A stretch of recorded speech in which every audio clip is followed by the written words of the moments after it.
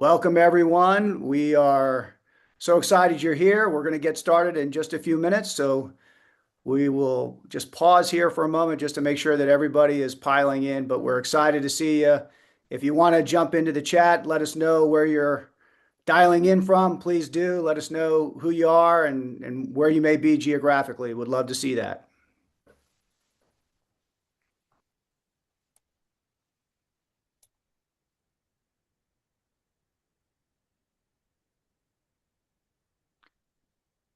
Awesome.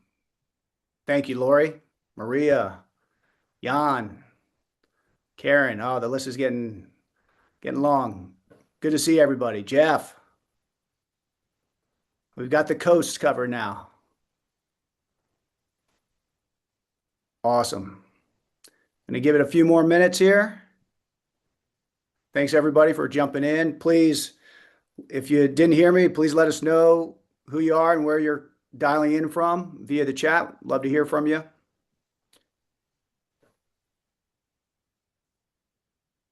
Give it just a few more seconds here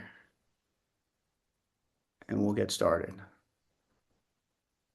We love a very vibrant chat, so please keep it up. If you have comments, questions, please let us know. If we can get to some of those questions, that would be fantastic too. But really excited about this session.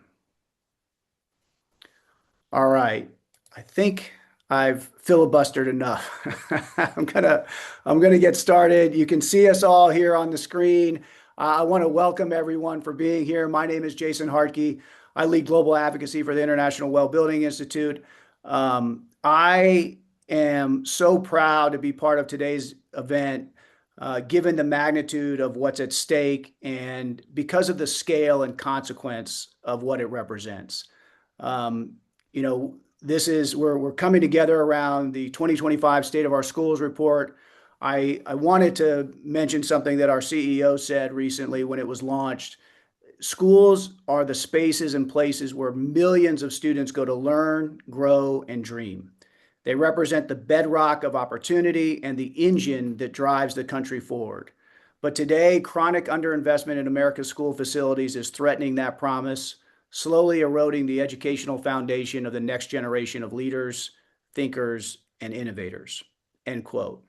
So as the title of today's webcast suggests, we have a singular focus today to dig into the persistent problem with our K through 12 school infrastructure, this severe underinvestment year over year that is literally costing our children, costing our country, and costing our future. Toward that, part of our goal is to explore real world technologies, innovative financing, a variety of policy solutions at all levels of government, alongside other innovative government programs and new ideas that can help reshape our schools and prioritize them for what they are, which is essential infrastructure. We're going to hear first from Mary Filardo, the lead author of the 2025 State of Our Schools report, what may be the single most important piece of research for the future of America's schools. I don't say that lightly.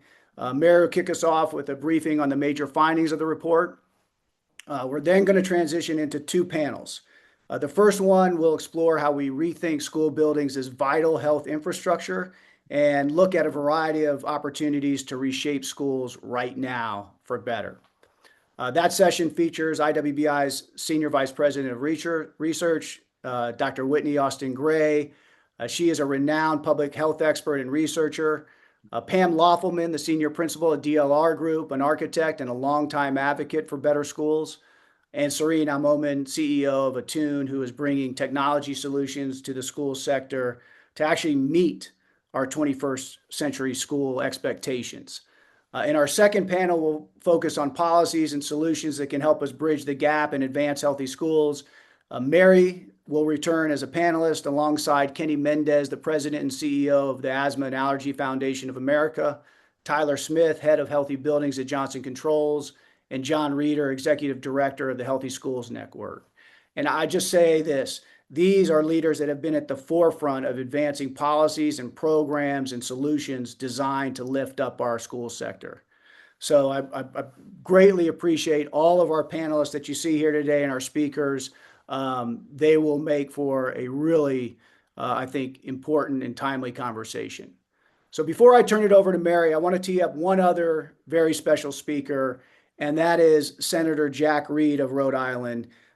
He was able to send in a message specifically for this event. As many of you know, Senator Reed has been a leading champion in the Senate for better schools. We couldn't be more lucky. We couldn't be more grateful for his leadership and the work that he's done on the legislative side. He has always been in our corner, and he, I think, is the driving force behind many of the major legislative victories we've had on school facilities. And he's at it again, which I mentioned with some very deliberate foreshadowing. So I'll turn it over to Senator Reed.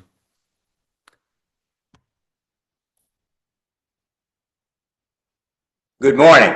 Thanks to Jason Hartke for that kind introduction, and thanks to the International Well Building Institute, Mary Filato, and the 21st Century School Fund for your work on State of Our Schools reports, which shines a light on the growing crisis with our public school facilities. We're here today because every student deserves a safe, healthy learning environment. And we know the conditions of our schools has an outside impact on learning and the health and well-being of roughly 56 million students and educators who learn and work in our public school buildings every day. Public schools are community assets. They are places where we meet, vote, and come together in times of need. We should be investing in our school facilities the same way we invest in our roads and bridges. The State of Our Schools reports show that states and local communities cannot address this issue on their own. Despite increased state and local funding, the gap between resources available and resources needed to meet standards for safe and modern facilities is only widening. That's why I have been proud to partner with Congressman Bobby Scott on the Rebuild America's Schools Act, which we introduced earlier this month. Our bill will invest $130 billion in direct grants and school construction bonds to help fill the annual gap in school facility capital needs, all while creating good, family-sustaining jobs. We have no time to waste in fixing our deteriorating school infrastructure. Investments in our schools help students succeed, strengthen our economy, and save us money in the long run. I look forward to working with you to get this job done. Thank you very much. Awesome. What a way to start. Again, I sent along our collective thanks to Senator Reed for his leadership. That bill is one that we should all rally around. It's key to helping solve this problem. With that, let me turn it over to Mary. Mary's been a longtime friend, just a tremendous collaborator. I've been honored to work with her on several of these reports. She is, without hyperbole, the most preeminent and most knowledgeable expert on school facilities in the country. Mary, please take it away. Thank you, Jason. A little daunting to come after that introduction, but it's great to be here, and I'm really pleased that we've been able to produce this 2025 State of Our Schools report. I want to go quickly over the key findings because you can find them in the report. So let's go to the next slide. Am I seeing? There we go. One of the key things I think that we all need to really appreciate and communicate is the massive scale of education infrastructure. And so let's go to the next slide.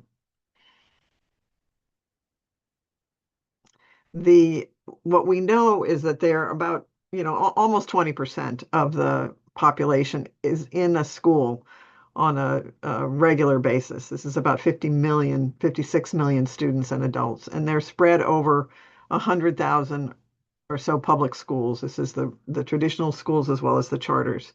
And it was interesting to me, the Department of Energy, when they did their commercial building survey back in 2018, they identified about 10.6 billion in commercial buildings that were dedicated to K-12, which would be the public and the private sector. And we think about 83% of this is actually in the public sector. Next slide. So we also know this is a massive sector because of the amount of money that gets spent on it on an annual basis.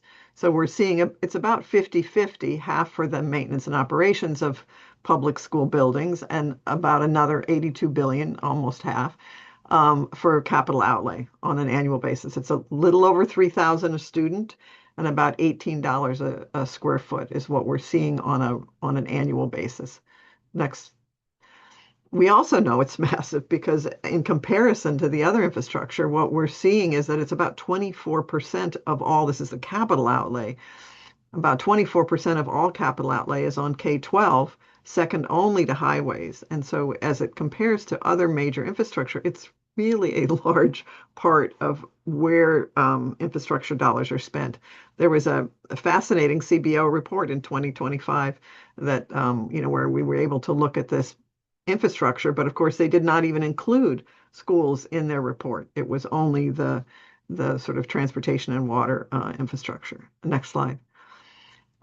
Not only is it massive, but it's a complex environment. The conditions in the schools are varied and very challenging, and we'll talk about why. The standards are changing, and also, we've all become more demanding of what we want from our indoor environments, as well as the grounds that we use associated with them. And because of the funding gaps that we're seeing in this, so it makes a very difficult environment. And you can see, frankly, why you have, with superintendents and boards of education, they really are challenged with these responsibilities. But so part of the complexity is the age and the condition of these buildings. We know that most of them were built before the 1970s, which means it was when asbestos was, used regularly. Lead was in all over the plumbing and in paints. They were not ADA compliant. The indoor air quality was not sort of a factor that people were looking at. Many were inefficient, or they were made efficient by, compromising the indoor air quality. It was pre-technology. You might have one outlet on a wall in a classroom. And often they were even barriers or now are barriers to education practice. Small classrooms, not support spaces, not technology in the labs, and not early childhood classrooms. They often were not adapted for shared use as well, so more difficult to use as community centers. Next slide. These gaps too are they're really challenging. What we're finding is that these are consistent and ongoing gaps in what we need in order to responsibly maintain these buildings and what we have. And one of the things that was interesting is we were projecting a bigger gap, but what we could see from the ESSER spending that was made available because of the pandemic emergency is that it actually meant that we were able to kind of hold the line, but still we're looking at 85, to 90 billion a year in shortfall. Next slide.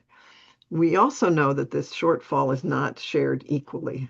We have some fabulous, fabulous schools, and I think we'll be hearing about some of them from the panelists later. But we know that in low-income communities that the children are not in as good a condition as children in more affluent communities. Next slide. We also know that children in rural and town communities, basically where you're seeing some of the declining population and enrollments and small districts, they are also suffering in terms of what they've been able to do to modernize their facilities. Next slide. And this is where I wanted to spend the most time, is what we do know is there really is a path forward. We can have in this country, we can have modern schools in all of our communities by 2050. Next slide. We know a lot more about the standards and what we need to have in our facilities for innovative learning environments to make them healthy and safe to occupy, so they are secure, so they are centers of our community, environmentally responsible, resilient to natural disasters, and they can be economic assets with the jobs that they provide, not only in the construction and the renovation and modernization of them, but obviously in the maintenance and operation of these buildings and grounds. So so what is the path, right? So essentially, part of what we have to do is we actually have to sustain what we have been doing, which is about 160 billion a year. And then, but we also have to identify and dedicate new local, state, and federal revenues to close these gap. And Senator Reid has identified, what proposal that we have been supporting for many years and will continue to support and believe that we will get from Congress eventually the Rebuild America Schools program.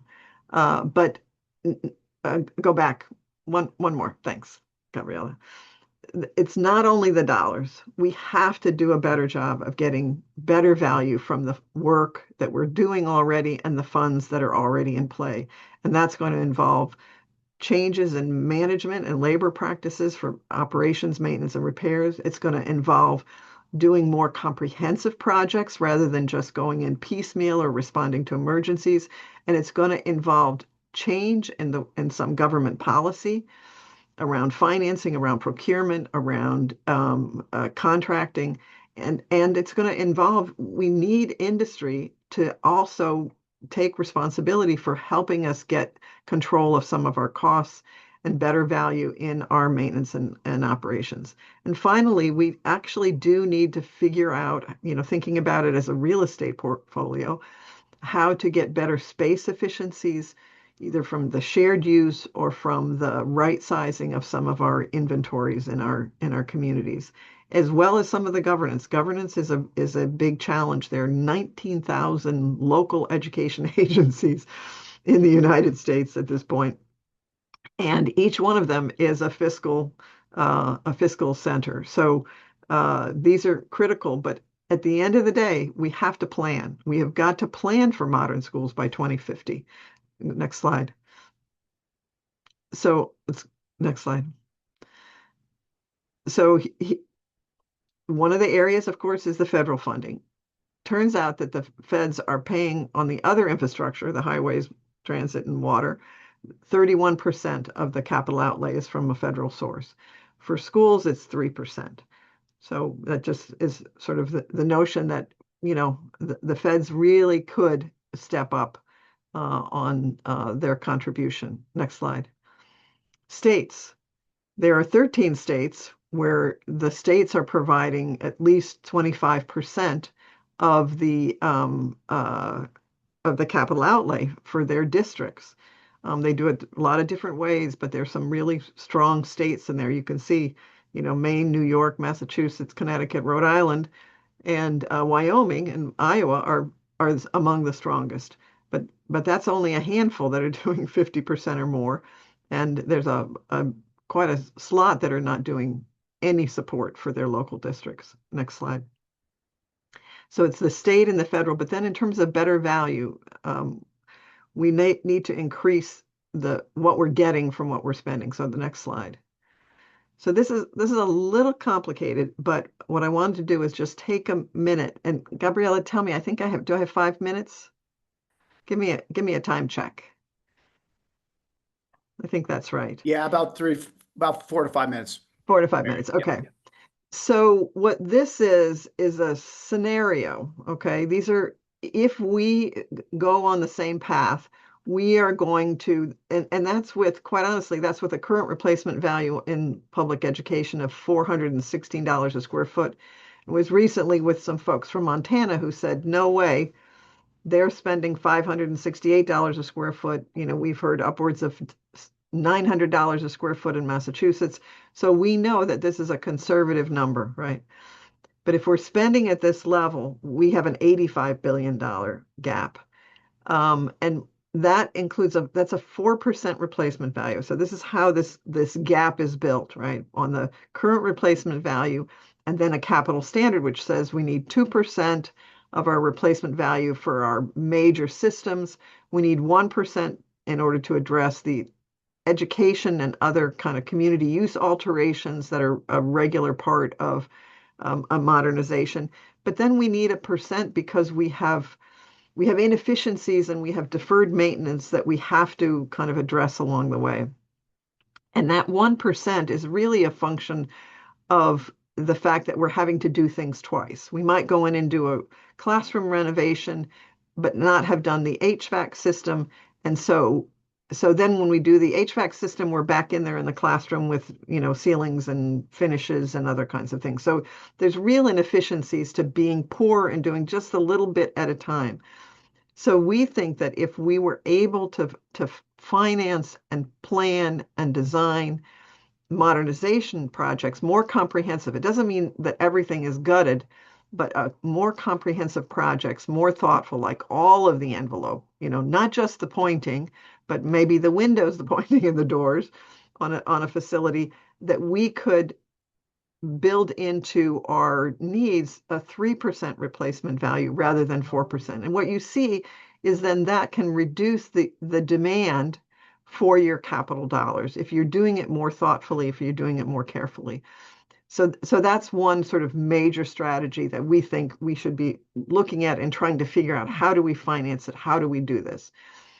The second area is that there's a lot of policy. We've been doing research on this, and what we're seeing is that the range and the variety and the complexity of public state policy and local policy, frankly, on school infrastructure is quite intense, whether it's on the procurement side or on the financing side or on the building code side. There's a lot of challenges here, but we think that there are savings that we can get on the M&O side as well as on the capital side that would be built into that kind of comprehensive modernization piece. And we think there's some savings that we can get there. So that brings us down from a $67 billion gap to a $50 billion gap, basically.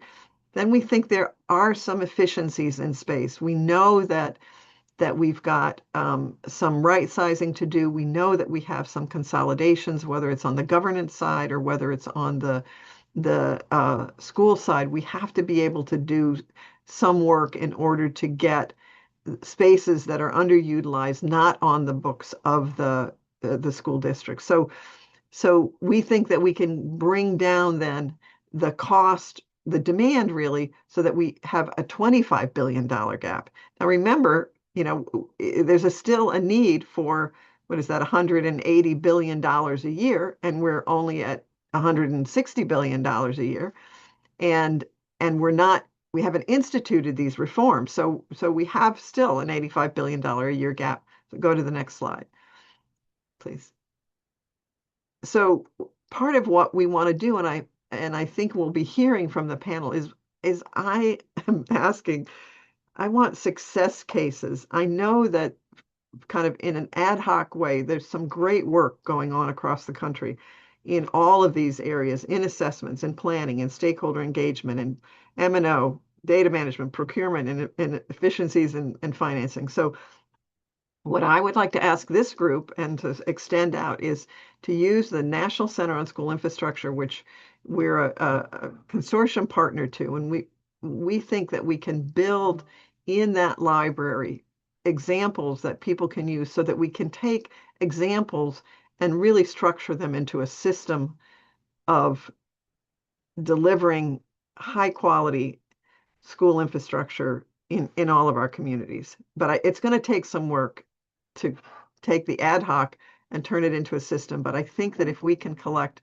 more and more examples of this, that we'll be able to figure out how to structure it and how to really make the case so that all of our communities have the great buildings that they need. So with that, let me stop there. And I know the panel coming up will be really, really interesting. Thanks, Jason. Awesome. So thank you so much, Mary. And I appreciate you both ending on a call to action, but also kind of summarizing all the work that's been done that I think that's in this report that makes it so valuable. And that's the fact that it doesn't just diagnose the problem. It really does offer a roadmap to move forward. That's why, cataloging some of these successes and proofs of concept are so important. And laying out the opportunities to modernize our schools. So thank you again, Mary. Really, really appreciate it. Want to jump into our first panel. Let me welcome back Whitney, Pam, and Serene back on your screens here. Thank you. I want to start with it almost feels to me as like it's almost this, you know, um, underlying thesis, something that I feel like is very serious, albeit implicit in terms of these potential impacts to health and learning based on the report's findings, right? The numbers don't lie, but there is a story underlying those numbers. And so I want to start with you, Whitney.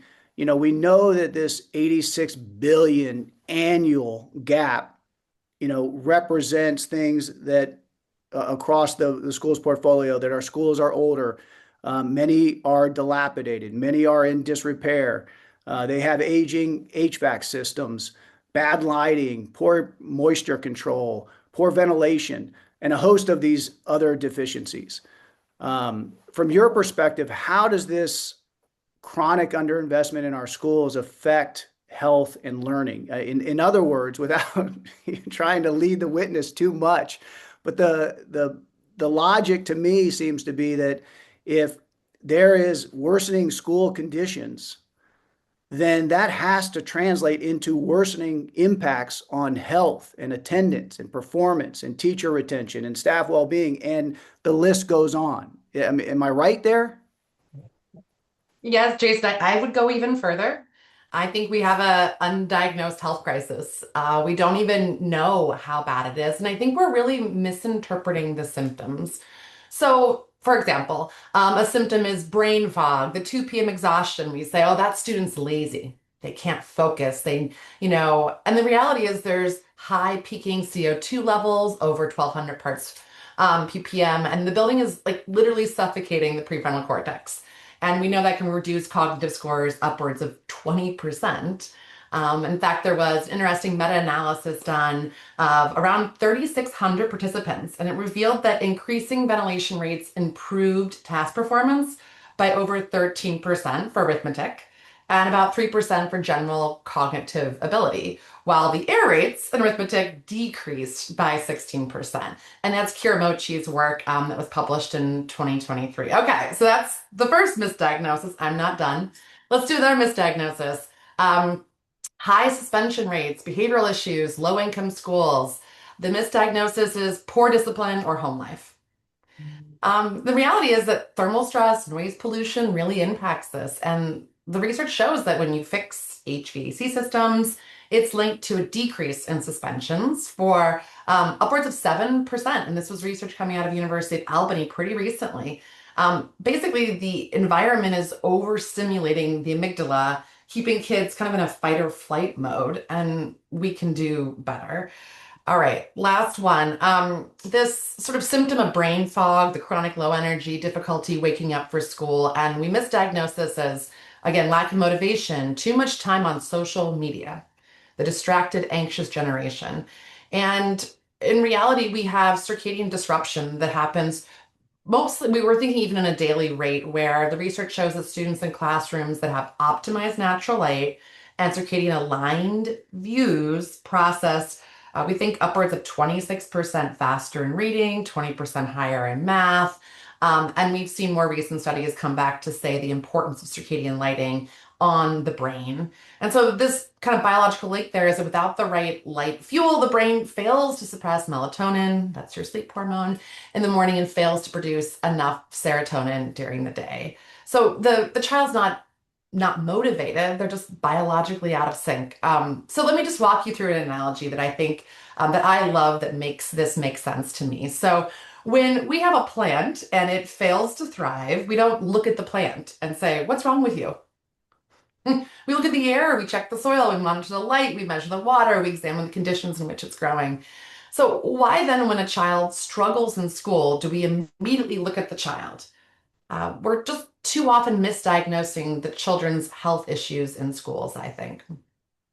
And we're talking endlessly around human capital and building and investing in the future, but I think we should be using a more accurate term around brain capital. And if we're not investing in the conditions that allow brains to flourish and bodies to flourish to support that, we're not just failing an educational mandate, we're really neglecting, our most precious ecosystem. So if children spend about 90% of time indoors, that means, and a lot of that time is spent in school, about 7 hours, And that's biological prime time for developing brain. And that's when the soil is the most fertile. That's when the neural light is the brightest. So if the environment during those critical hours is toxic, dim, or stagnant, we are not investing in the future generation and enabling them to flourish. We are withering them almost with neglect. So we need to diagnose this issue. I think we need to take action, and that is excited. And it's why we are so excited to support this report coming out that offers that roadmap. Thank you, Winnie. I love the analogy. It really does show you, one, why it's so important to reverse the trend, bridge the gap first and foremost, and then get in this, this mode of not just protecting those students and all those millions of people who go to schools every day, but actually helping them thrive and flourish, like you said. Before I jump to the next session, Pam, Serene, anything to add there? I think, research is starting to really show the linkage of buildings to really enabling students to learn. I think it's long been said that, Socrates taught under a tree, buildings don't matter. And so I think with all the research, both from a medical standpoint and some research I'm going to talk a little bit about, I think really educating the general public so that they understand that this is an important investment. Of course, your kids are a priority. If you don't think an investment in infrastructure makes a difference, you're not necessarily going to be really pushing that from a grassroots level. So I think webcasts like this, conversations like this, Mary's report, very, very important. It's not that dollars aren't being invested, is can they be invested for a better return on investment and help improve, if you will, the results. I think there are, Whitney had that, I think, pithy way of saying we're misdiagnosing some of these issues. And there's part of this, we're definitely fighting the conventional wisdom and pushing back against how people typically think about our schools and why people are going to school, why you go to school and what you need when you're at school. So I really appreciate that comment. Pam, I'd love to come to you on another question that I think is really important. We have this really high regard for the outsized role that design and planning have across all of our built environment, probably most pronounced in our schools. If we start to reframe schools and school infrastructure as health infrastructure, do you see kind of a role in design helping us address the challenge and kind of, almost moving faster to fortify our schools for health and resilience? Can you talk a little bit about that across your work in the school space? Of course, I've been thinking about kind of starting with Whitney, healthy bodies mean healthy minds. And so it goes back to that conversation of healthy buildings. I know that at DLR Group, we've done a lot of primary research around what are those components, criteria that really contribute to better correlation with engagement because it's important. Of course, the student is probably 50% based on some research by John Hattie for their outcome. You can't say buildings make better learning. Teachers, incredibly important. But buildings themselves really represent probably a 16% correlation for the better or for the worse. And so you start to look at the criteria that go into the research of that correlation of better engagement, because with better engagement comes better learning, right? And that's one of the easiest ways to track it is with absenteeism. Whitney, I think you mentioned that if you're not in school, you can't learn. Out of the criteria that we identified, about half of it is really related to indoor air quality, thermal comfort. If you're hot or cold, if you can't breathe, you can't pay attention, you can't learn. So that information is something that really we've embedded into our kind of integrated architecture and engineering approach to not, to school design and buildings. I want to talk a minute about a a really pivotal example of where that comes to life. So after the devastation of Irma and Maria back in 2017, Congress sought to really fund, um, if you will, that disaster. And I think there's four really important words that came out of that bill, and that is prudent replacement as per industry standards. Those are four words. Everyone can embrace those. And so I think that we really need to think about sometimes we fight way too long repairing buildings that have building systems that are really past their life expectancy. And so that's where kind of the prudent replacement part comes in. And I know when Mary with the report is looking at that, when you start to look at the gap, why isn't it getting smaller? Well, I think part of that is the design of how can buildings be more efficient? How can they be more programmed around activities, both student centric? We know a lot more how to engage an individual student versus just, someone at the front of a classroom lecturing. So that's kind of the space part. And then also with the systems part, the codes today are completely different than they were 20 years ago. Indoor air quality, certainly pivotal among them, certainly in the Virgin Islands as part of the FEMA funding, lateral loading for structures for earthquakes, hurricanes, other disasters. There's a lot of money invested in natural disasters. And how do we plan for that? It is part of that public infrastructure that is so incredibly important. So when I think about really how can design make a difference, is really taking that complexity that Mary talked about, taking that people side that Whitney talked about, and really putting them together and making sure that the design approach, the planning approach, the engineering approach, the construction approach is really maximizing the return on investment. It's not that we're not spending a lot of money. We need to spend more, but we also need to spend more wisely in understanding those diagnoses, Whitney, that have to be addressed, not just the symptoms, but really that core, underlying factors that are not allowing for students and teachers, communities to be successful. Thank you. I really appreciate that. And, hearkening back to Mary's call to action for modern schools that are healthy and, they're climate friendly and they're resilient and they're equitable, all those being, really, really important. And I love your point, Pam, about prudent replacement. It reminds me of the days we were talking about least cost bids for schools back in the day where it was like the race to the bottom in terms of even getting these schools off the ground in the first place and not thinking about life cycle cost and all these other benefits that you get from actually investing in health solutions from the get-go. So I really appreciate that and appreciate the work that you've done to support schools and really this national movement. So thank you again. Can I add there, Jason? Yeah, absolutely. Please.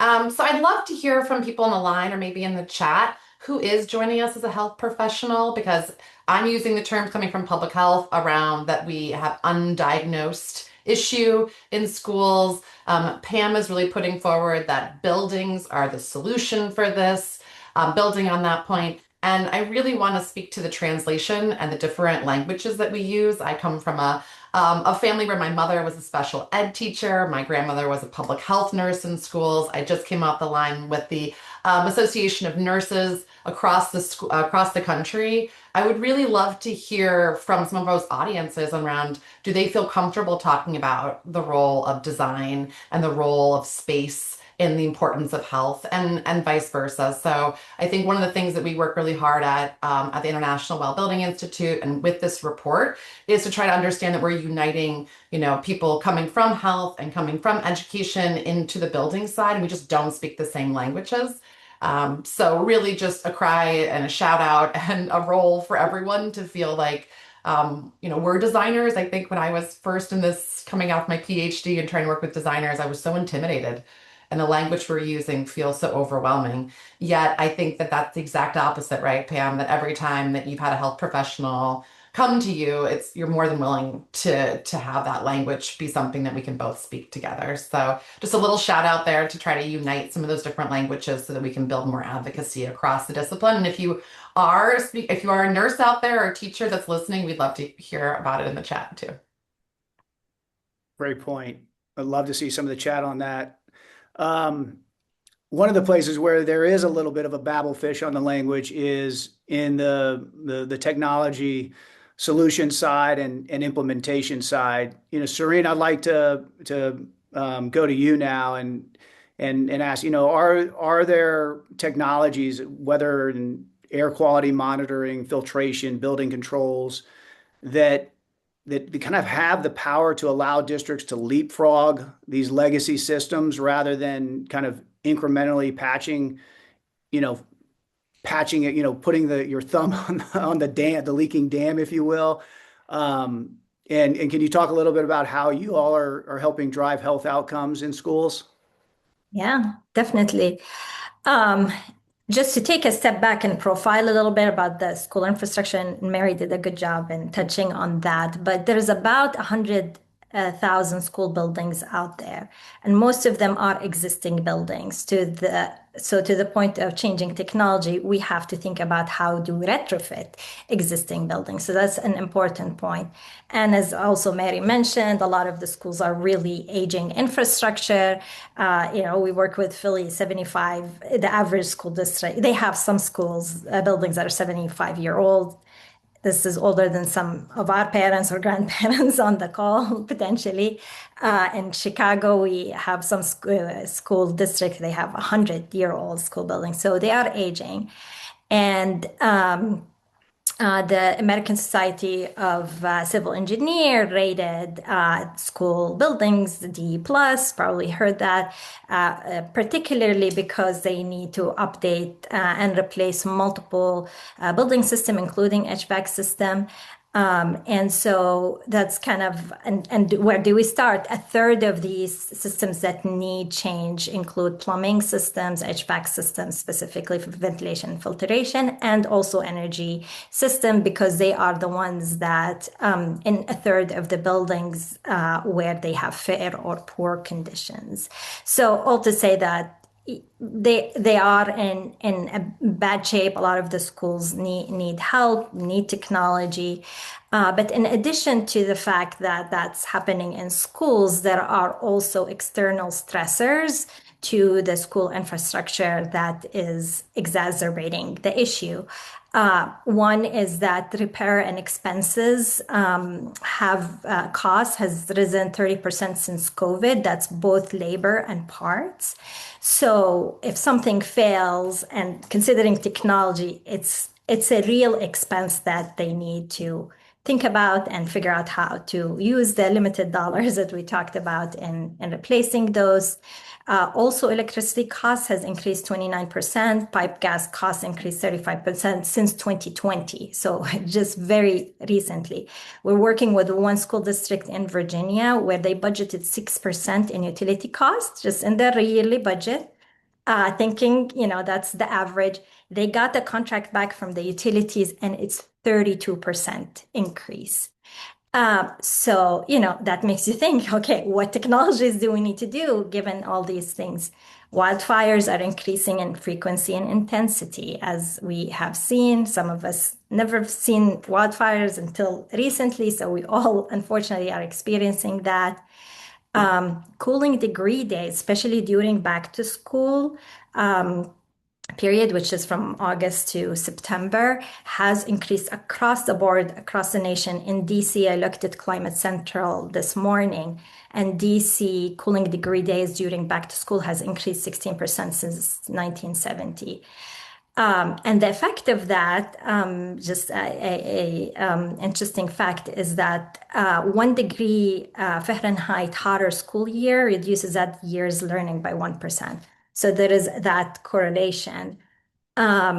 And then I'll say that we're also seeing stakeholders changing. That's another external factor. Parents and teachers are increasing in their they're increasingly being informed of the issues of sustainability and healthy school building practices. We are seeing in the New York Times these articles about parents sending IQ monitors in their backpacks, and teachers protesting because of heat and IQ issues. So, all in addition to the infrastructure being aging and having these issues, we have all these external stressors adding to the mix, and the results is what Whitney and Pam have alluded to. And one of the shocking statistics that I read is that asthma is one of the leading issues of chronic absenteeism in the US.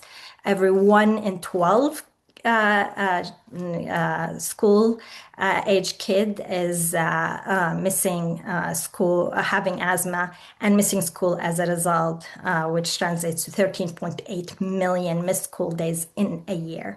So that's a lot, and that's, as Whitney mentioned, it does affect grade level competency. You can go back, go behind grade level in math and reading, especially if that's happening. And 11 million kids education disruptive because of wildfires. So that's the latest statistic because of that issue.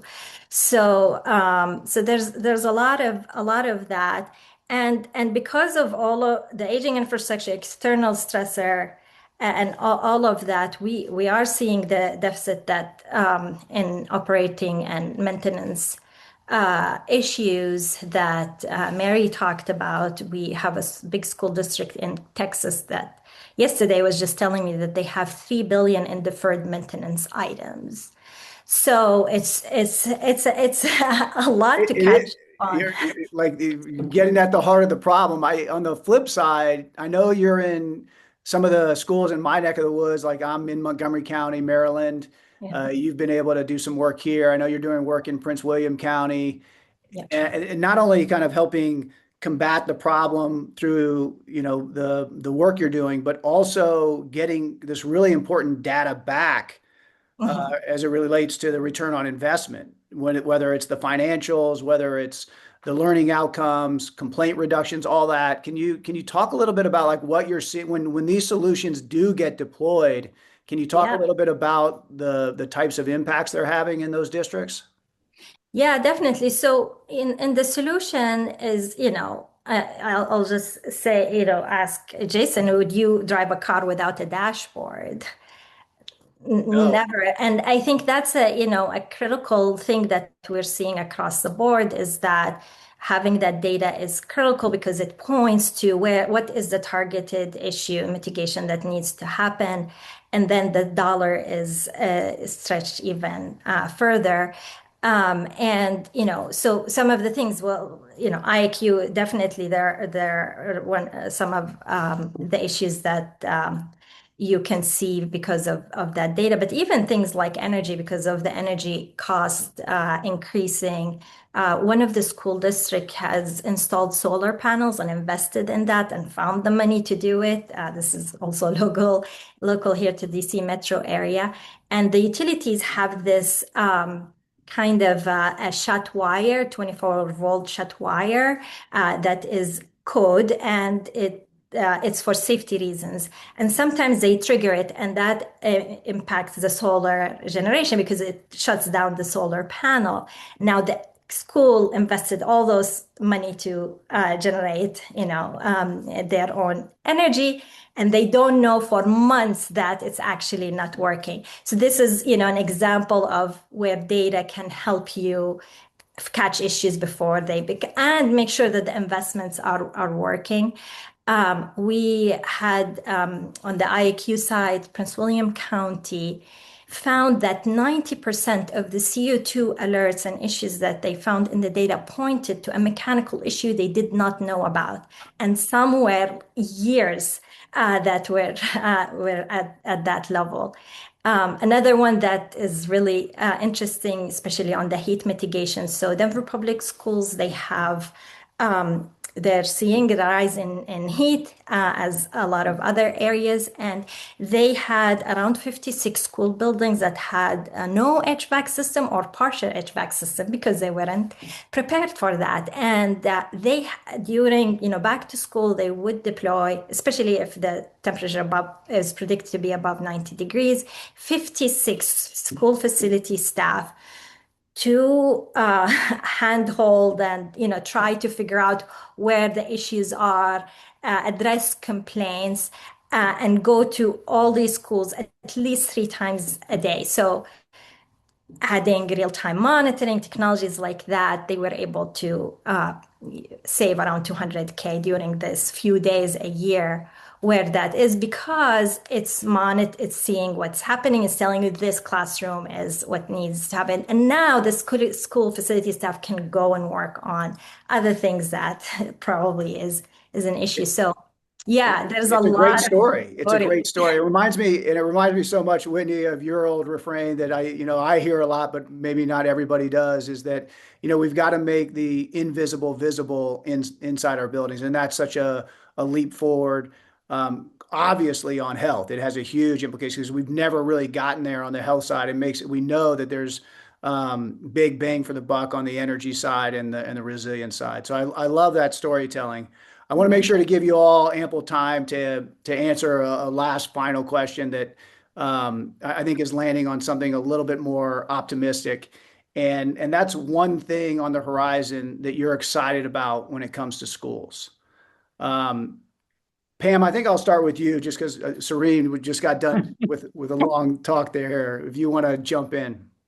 Of course. I think what is most exciting to me is that the technologies that are out there, be they in the building or be they related to research in terms of being able to analyze a lot of data.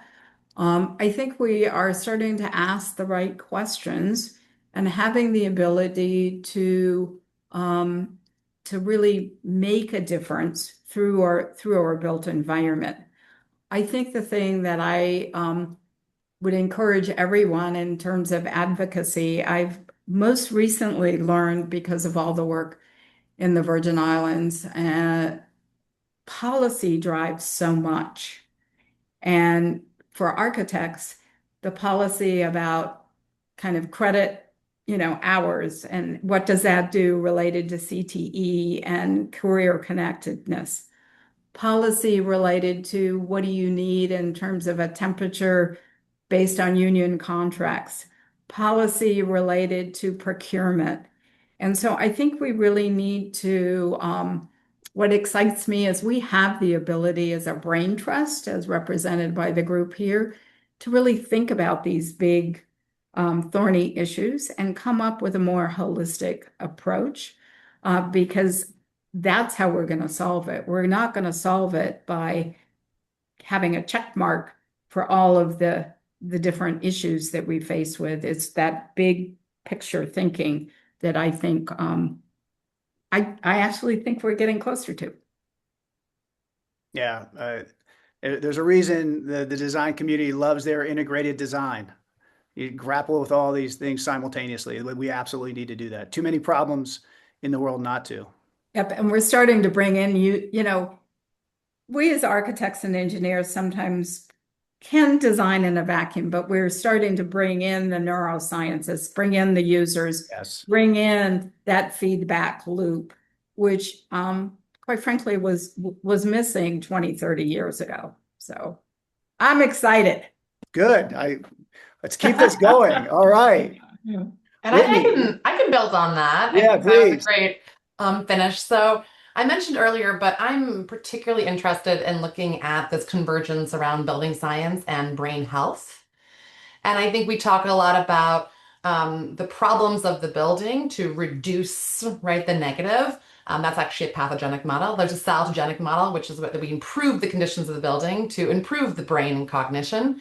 I am the mom of a 5-year-old and looking at a future generation of how students will learn. And I think also understanding that schools will be the environments, right, for human intelligence in this era of when we're looking at generative intelligence.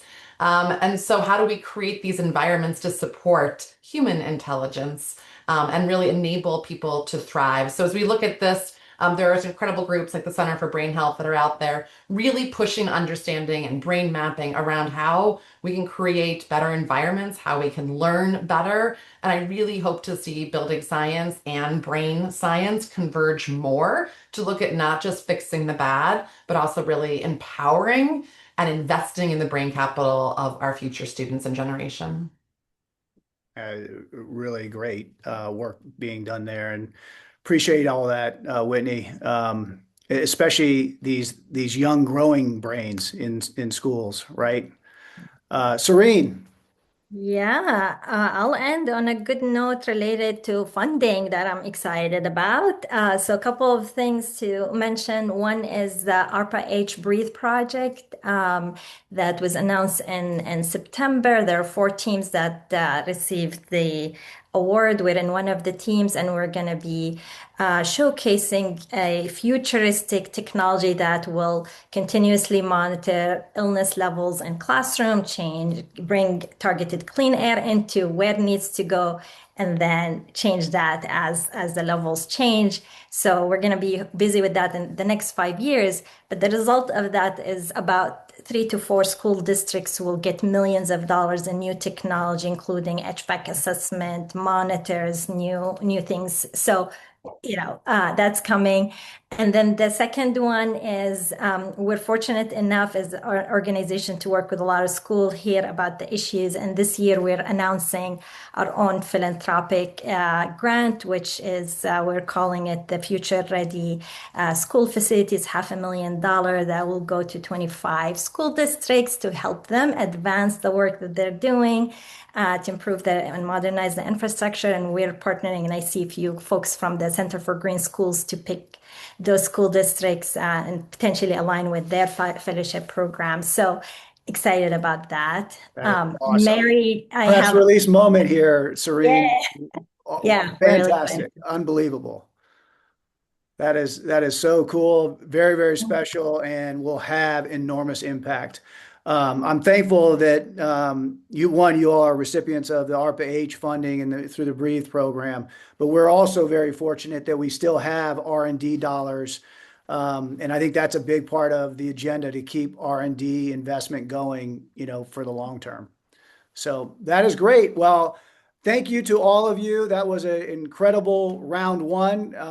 And I will just say thank you again. Appreciate it. Whitney, Pam, Serene, that was awesome. You're welcome. Thank you. All right. I would like to now welcome our second panel that was kind of titled Investment Policy and Pathways for Healthy Schools. And let me invite Mary, Kenny, Tyler, and John back to the screen here. Good to see you all. Look, let's keep it going. Do you mind if I'm going to jump right back in. Kenny, I kind of want to start with you. I thought there was a really good flow in the first one, and I'd like to come back to you a little bit on the why. I know that's kind of your day-to-day work.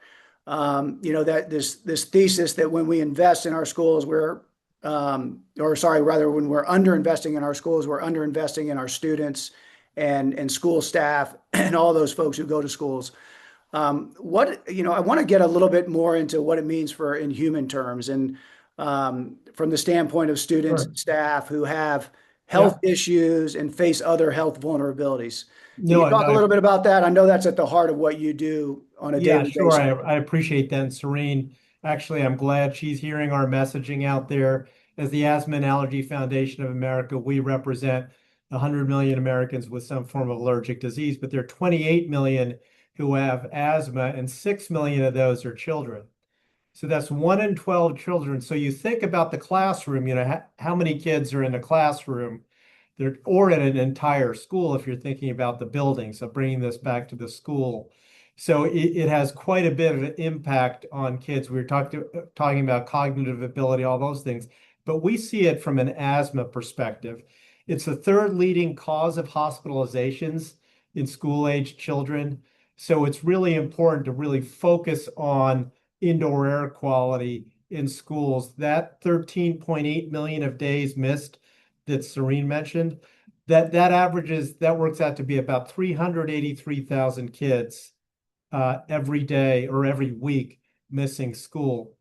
So those statistics are kind of the why from the asthma side of things. But for all of you, if you could think about the fall season, I've raised this before, but there's something called peak week, where the third week in September, now that the schools have changed their start dates, but it used to be around the third week in September, around September, where emergency room visits spike because of asthma. And that's really because the kids are coming back to school and then the adults are in the classroom. So the adults get the upper respiratory infections. And this is all about indoor air quality, as we learned from the pandemic, where if you don't have the right kind of indoor air quality in systems, then it tends to spread disease. And that's what we see in peak week and a trigger for asthma emergency room visits. I know that shapes your advocacy, and I know your national advocacy operation. I wonder if you could talk a little bit about the kind of the case study that is Rhode Island, Yeah. and how this has guided your indoor air quality advocacy, and the kind of the policy work that you're doing there as an example. No, I really appreciate that. Brian LeMay and Sarah Tucker are on in the chat. I've been chatting Saw with that. them behind Yeah. the scenes. Hopefully, they're digging out, I think, historic snowstorm there. But we've been working very closely with them, and you're talking about policy, where we're trying to introduce a bill that looks at indoor air quality in schools and establishes some sort of guideline for indoor air quality in schools. Now, we introduced a bill and Brian and Sarah with the Rhode Island Department of Education. So we introduced this bill last year. We were working with the American Lung Association and then also the Brown School of Public Health.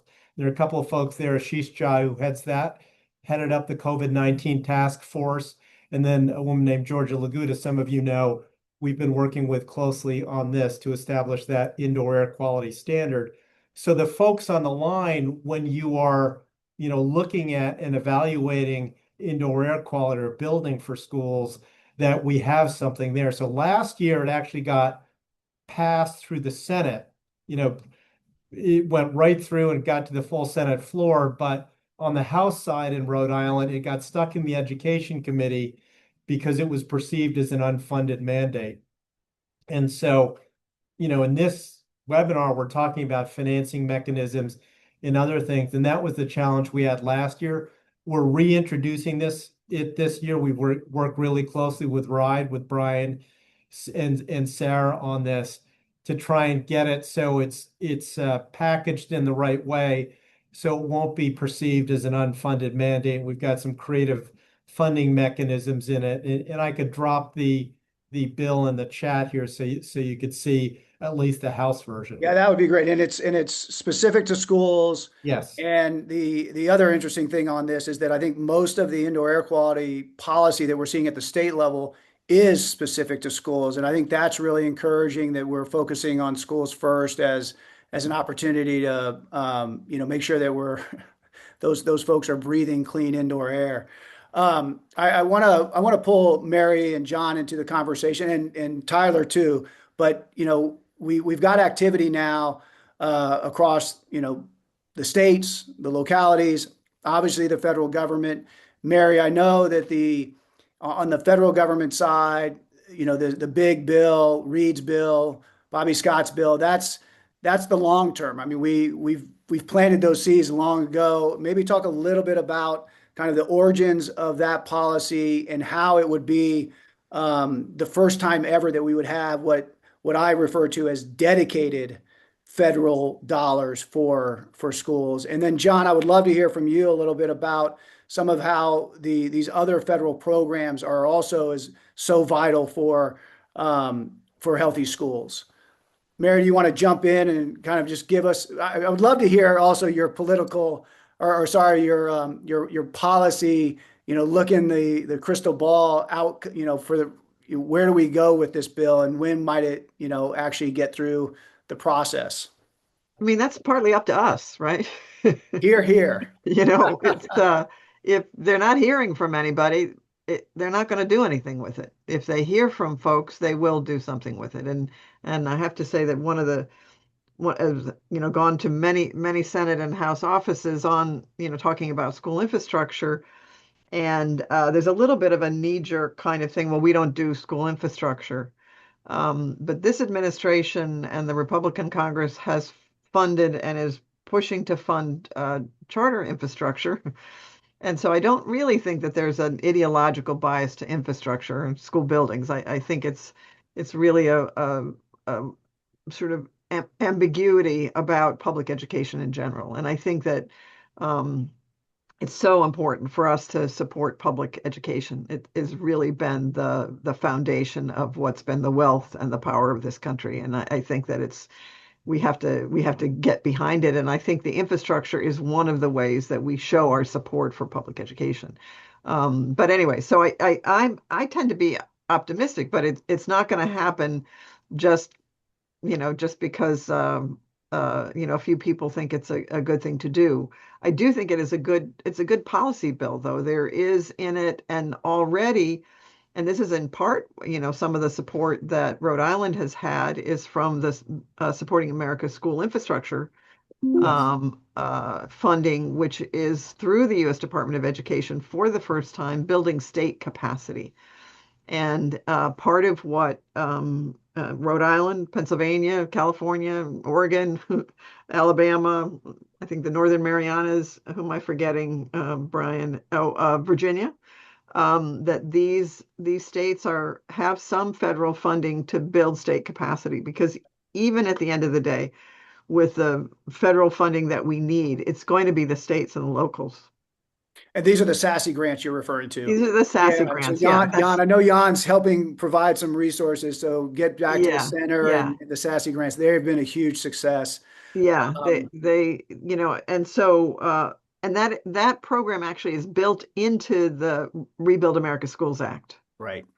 State capacity is a part of that act, as well as direct funding for states to be able to fund districts, which enables them to do a whole modernization project, a retrofit, as Serene was talking about. That's so important that we are able to work with our existing buildings. But in a small rural community, there's not enough taxing power to raise $30 million, right? We have to have the feds weigh in. I mean, that's the overarching policy thrust. Just a quick, infomercial here for Mary and some of the work she's done. She's also one of the founders and remains a key leader in a tremendous coalition called the Build America School Infrastructure Coalition, BASIC Coalition. I would encourage everybody to learn more about that. It's an opportunity to plug in and be part of this policy, this national policy conversation. But there's ways for everybody to get involved, and again, I think kind of making sure that your voice is heard is so critical. Mary, if I can be so bold, part of it is to get is other legislators to weigh in. I can't recall. Is it a bipartisan bill? I think it's still not. Well, no. On the House side, I believe the House side Congressman Bacon. There's the Nebraska That's a big win. Which is good. It's good. That's great. And we actually think that it is actually a nonpartisan issue for real in our communities. No, it is. But again, we have to communicate with our representatives, and I think they'll get it. They need to understand the scale. They need to understand the complexity. They need to understand that even with the federal role, it's not gonna dominate. It is really going to be a state and local, effort. But what we can do with the federal dollars is enormous in terms of getting the kind of reform we need, supporting some of the innovation that we need to see in order to solve these problems. So I think it's absolutely critical. And, I encourage everybody, join BASIC. It's a huge win just to have this introduced now for multiple Congresses. And again, the federal space is always the long game, but I agree with you. I think this bill will break through, and it could be a lot sooner than a lot of us think. So, call your legislator, show them your state report card that's in the report. Bring your state, deficit that shows up across every one of these states. John, I want to turn to yours. I know that there are some other really critical federal programs out there across agencies, whether it's Department of Education, it's DOE, it's EPA, that you all help advocate for and talk about the needs of those programs and how they're helping schools. Thank you, Jason. Haven't talked in a while. I have to get my voice started. Thank you for having me. What a great discussion so far. I really don't think I need to add to any of the facts and figures that have come out today. This is a very impressive panel, and I think we've very clearly made the case, at least for us and the people on this call, that we need more investment in schools. What's also coming through as a theme for me is the biggest deficit might be awareness and will. And there is federal money. I mean, there is federal money out there. It's sort of disappointing to hear people say, the federal budget is stretched too thin when we bump defense spending up to $1.5 trillion. And if you do the math, that's a whole lot of billions. And we're now spending $60 billion on detention centers. So the money is there. It's a matter of where do we prioritize. And I think one of the biggest deficits we have in communicating is making that link between an infrastructure shortfall and a deficit in learning and a deficit in health. Those connections have to be made, I think, by all of the community, that there is a direct line. This isn't bricks and mortars only. This is health and learning outcomes. And I think we need to make those connections as well as we can if we really want to raise public awareness and support for more federal action. As to your actual question, Jason, about other programs, one of the things that surprised me a little bit about Mary's report is the M&O. The management and operations component is huge. We do have the technical know-how that's been demonstrated by those on the screen. We know the solutions to indoor air quality, but we don't really have delivery to school districts. And that's one of the things that EPA's Schools for Tools, for example, is designed to do.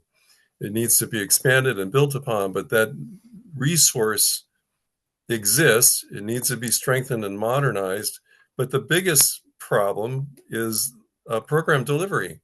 There aren't people out there. There aren't people in regional EPA offices. And if you're really lucky, you might have one or two people in state education departments that really can help deliver technical assistance to help schools understand management and operations. If that's such a huge component of the deficit, it's in spending, it seems to me we need to do a better job of delivering that sort of expertise. One of the, I guess Jason teed up a really, we know the what, we know the why. Kenny talked about that as well as Dr. Gray, but the how is still a big outlier. And I guess one observation I have is we seem to be in a little bit of a federal no man's land in terms of policy. We're in a policy no man's land.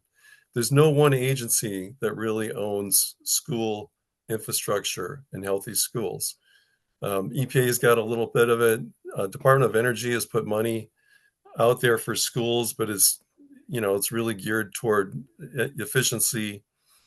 And Department of Education, if we have a Department of Education, has never seen infrastructure as its key role or its principal focus. So what we have some challenges, I think, in trying to understand and make a functioning, comprehensive federal support program. And it may need to be, and I know the Scott bill that you were talking about earlier, the Rebuild America Schools Act does have some coordination mechanisms within it, which is good. I think we also need to make sure that agencies like EPA have funding to be at the table, and that those agencies are sort of forced to work together in a way, something like the Appalachian Regional Commission worked. I know that's a weird model, but that was not a single agency. That was a new agency with a dedicated mission, and it brought in and it tied in various different federal agencies that had a role, and it worked. And we need some kind of a model like that at the federal level, I think. I think we made some big strides in the Biden administration on that, and yes, things started to centralize. But that's been having been at the Department of Energy, having been at GSA, I know they like to have, some of their own things going on. But that is an issue that I think we can make some continued progress. I want to turn to Tyler. Tyler, you've been patient.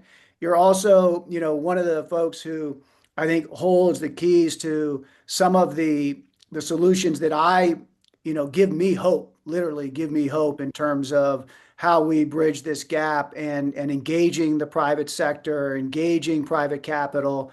So I want to turn to you and talk a little bit about not just the work that you lead and Johnson Controls does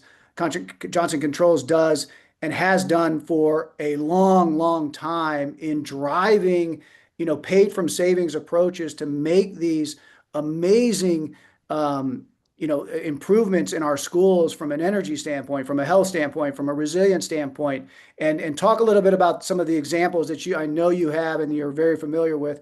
But then also, please, for us, zoom out a little bit and say, how can we do more of that? How can we make sure that there's, more school districts and states have access to those solutions? Because I know a lot of people think it's too good to be true, but it's happening at scale. The federal government does about $2 billion worth of energy service performance contracts where, the federal government's not putting a dime of its own money forward.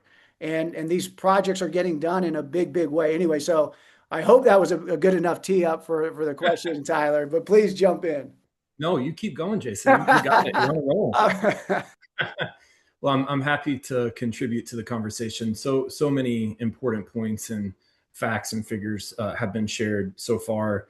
And as you said, I think the real value that I can bring to this, like incremental value I can bring to this discussion, is letting this audience know, educating this audience on just such an exciting, fascinating vehicle that has been available to schools for probably over 4 decades at this point, but not everybody knows about, and definitely not everyone is taken advantage of. So let me start with a couple of definitions, and then we'll talk about an example, and then we'll zoom out a little bit, Jason. And I know time is tight here as well, so I'll make it quick. Jason used the term energy services company, ESCO. You may have heard of an ESCO before. But an ESCO exists to do just what Jason described, which is to bring innovative financing solutions to the table to bridge the gap. That's really like why we're all here today on this discussion, is how do we bridge the gap? And I'm really inspired by the data and statistics that Mary showed at the top of the call, and how we can leverage these innovative financing mechanisms to bridge that gap. So of course, we've got private financing. I represent a company that does a lot of that. Of course, we've got this P3 model, public-private partnership, in which we combine funds and financing available from public and private sources. But it's this energy savings performance contract, ESPC model, that I really want to double click on for everybody. Started, like I said, probably four decades or so ago, really picked up steam in the 90s when states started passing laws that allowed for the ESPC model to be leveraged for multiple types of projects, and especially schools. Really what that means is that infrastructure upgrades, HVAC, we've talked a lot about HVAC here on this call, lighting, other investments that would improve indoor environmental quality, can be funded using future energy savings, eliminating the need for this massive upfront capital expenditure, because that's really what's holding us back is, well, where do I get the money from? And in that case, a company like mine would guarantee the savings. So we jump in and we share the risk associated with ensuring that what we expect to come our way over the length of an ESPC actually happens. The most important takeaway here is, we're talking the E in all of this, of course, is energy. And with energy, it's a lot bit easier actually to quantify, to measure and quantify the real world savings associated with an investment that we make. But I think what we really need to dwell on and emphasize is that a typical energy upgrade also improves indoor environmental quality. If I go replace an air handler in an HVAC system, because it's going to have a more efficient motor and reduce the amount of energy consumed in delivering air into that space. I'm also introducing new modern IAQ technologies as part of that air handler, UV lighting and enhanced filtration, et cetera, et cetera. So it's not this like either or proposition. It's an and proposition. We can make both happen. We can leverage the savings associated with energy to make these projects a reality. We can guarantee it over the span of 5, 10, 15, 20 years plus, and enable so many important objectives for these schools at the same time. And if I could, Jason, I'm going to end with a very quick example. Yes, please. Absolutely. This is So many essential examples. Listening. Yeah. So many examples I could cite, but one that I'm most proud of, school district in Missouri, just south of Kansas City, had gone to the bond well a couple of times and been let down with how much they were able to raise versus all of this deferred HVAC maintenance and lighting maintenance that they wanted to invest in, and IAQ as well. So instead, they shifted from the bond path to an ESPC partnered with us. HVAC lighting upgrades, 20-year contract. We replaced 81 HVAC units, 10,000 lighting fixtures. We implemented UV lighting, enhanced filtration, and have guaranteed $11.5 million of savings associated with that over 21 years. And the kicker is the school was able to go to their utility and claim an additional $200,000 plus and counting of additional rebates associated with that. So they got the energy upgrades that they so needed. They got the indoor environmental quality upgrades that their students and staff needed. And oh, by the way, they saved a lot of money in the process. So awesome. Appreciate that example and those types of examples that you all have led all around the country. I know that IRA had some money that was used to, and maybe this is a policy idea, Mary, that we dream up, but there was an IRA pot of money that helped augment federal use of the energy performance contracts to kind of help them go faster and essentially linking, these federal dollars with more ESCO projects at the federal side. And I think it's a model that we should be applying to schools, because if you did layer on some government money, Tyler, if I'm not wrong, you can go a lot further and you can go deeper in terms of some of the solutions that are deployed. So Yep. big opportunities there. I want to leave some time for a final question. I want to come back to the title of the session itself, right? We are facing this gap. I love what everybody's doing. I think we've got a host of solutions that are out there that we really still need to seize. And so we've got a lot of work to do together. And we will only make a dent in this and have milestones to celebrate if we work together. But I want to put it in context of the waiting, right? And a lot of people in the chat have said the time is now, the time is now. The time is now. But from your vantage point, what is the risk of waiting to bridge this gap? I mean, what jumps out at you if if 10 years go by and we're still looking at a burgeoning underinvestment in our schools? John, I see you nodding. You want to jump in here first? Well, I noticed in Mary's report that the COVID funding sort of mitigated the growth rate in the deficit and spending. And so I guess to me, the biggest danger in waiting is that, well, there are two parts. There's going to be it's going to burst back. It's going to, once that funding expires, I think we're going to get back on the trajectory that we were on, more than likely. Mary can talk about that more than me. The other issue is that there are increasing threats from flooding, wildfires, extreme weather, heat, a lot of pressures that I think are only going to accelerate, and we're going to get further and further behind. So to me, the urgency is there, and we need to make sure we demonstrate that to the public. How much more can we ring the alarm, right? Mary, please. Yeah, I mean, I think if we stay on the path that we're on, we'll lose our public schools altogether, quite honestly. I think that we'll lose the places. I think we'll lose the community support for them. I think people will say, well, why would I send my kid there? Why will I stay in this community if this community is not investing in this important asset? And so I think that we really need to reaffirm our commitment to the community responsibility for all children. And it's always the children that will be taking care of things in the future. It's not anybody else, it's the children. And so I think that we need to be clear to them that we care about them and how they do, and we want them to do well. And we know that there's some really complicated issues that they need to resolve in the future. They Well, need the science, they need the math, they need the arts, they need the to read and write, that we really need them. And I think that part of how we make it clear that we need them and we value them is by giving them healthy and inspiring spaces to work in, because this is their work. here. Yeah, I love that. Thank you. Tyler. I'll just remind us, and I know that Mary has the data to support this somewhere and can run circles around me on it, but a dollar deferred today is a multiple of that in the future.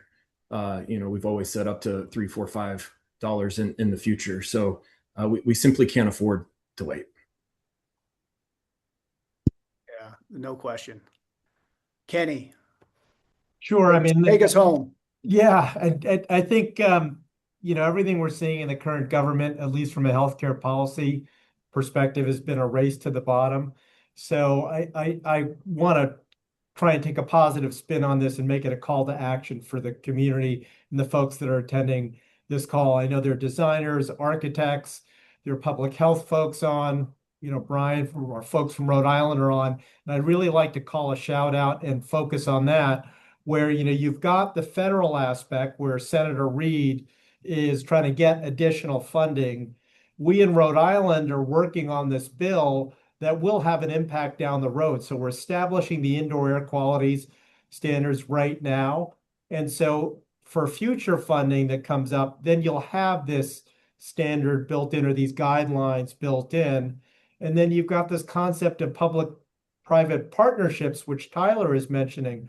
So from the bond aspect to the public-private partnership, there's opportunity there, but it's going to take the people who are on this call to design buildings and keep this going. And I think there's an opportunity to do that right now because the alternative, my previous speakers kind of spoke about what the alternative, and I like to think about the positive. Here. But I will double down on your call to action. Everybody on the line, we need you. Be part of this effort. Be part of this movement for better schools.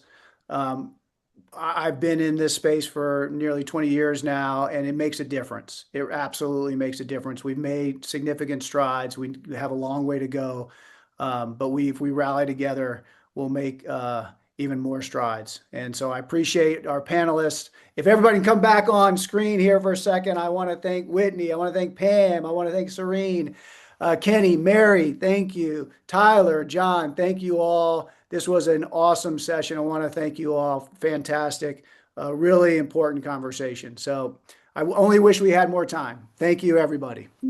Thank you, And Jason. thank you, Jason. You're welcome. Glad to host this. Thank you so much.